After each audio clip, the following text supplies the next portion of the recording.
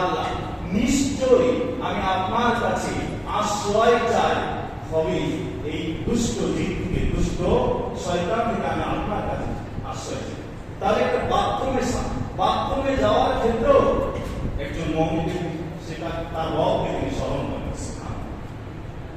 চলতে ফিরতে বাড়ি থেকে যখন বের হবে, বিসমিল্লাহি তাওয়াক্কালতু আলাল্লাহ, তাহলে মুমিন ব্যক্তি তার জীবনে সূচনা থেকে শেষ পর্যন্ত প্রত্যেকটি পদক্ষেপে সে তার রবকে স্মরণ করবে, অর্থাৎ আল্লাহর জিকির করবে। আল্লাহ রাব্বুল আলামিন বলেছেন কোরআন কারীমের আয়াতে, ইয়া আইয়ুহাল্লাযীনা আমানু ইযা লাকিতুম ফিআতান ফাথবুতু ওয়াযকুরুল্লাহা কাসীরান লাআল্লাকুম তুফলিহুন।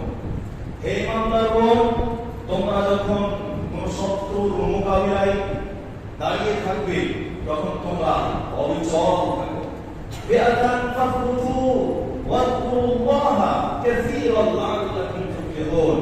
আর তোমরা পিছপা হয়ো না, তোমরা অবিচল নিরপেক্ষতায় দাঁড়িয়ে থাকো আর তোমরা